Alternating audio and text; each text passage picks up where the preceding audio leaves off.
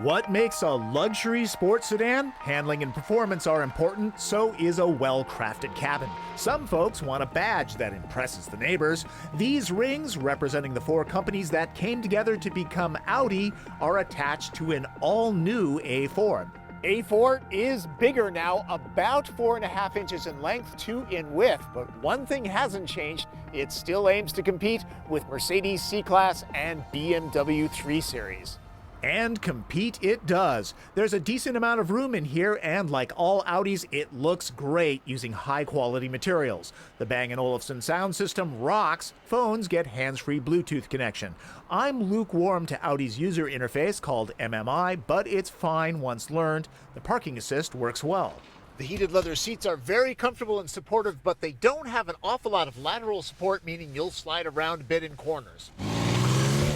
A4 has the performance to push you back into them. Stoplight to 60 miles an hour rushes up in just under 7 seconds. The new Quattro all-wheel drive system normally channels 60% of its power to the rear wheels, but will adjust for slippery conditions. Signal with someone in your blind spot,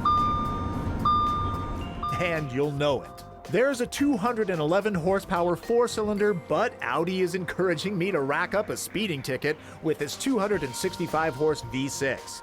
Leave the key fob in your pocket or purse. An electromechanical parking brake saves space, and the 6-speed transmission has a manual shift mode. You can see that coming a mile away.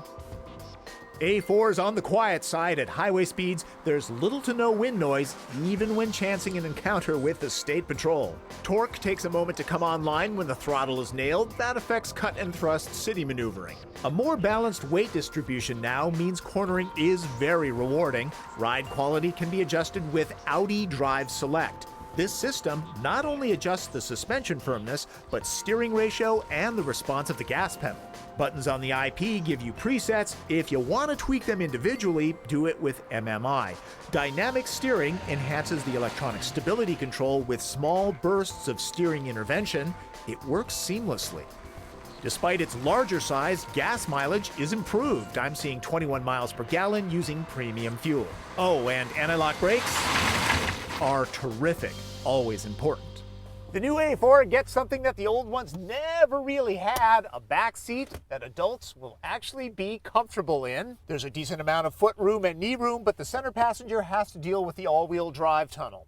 The previous generation A4 was just barely able to wedge in 5 of these packs into the trunk, back when these bundles were actually slightly smaller.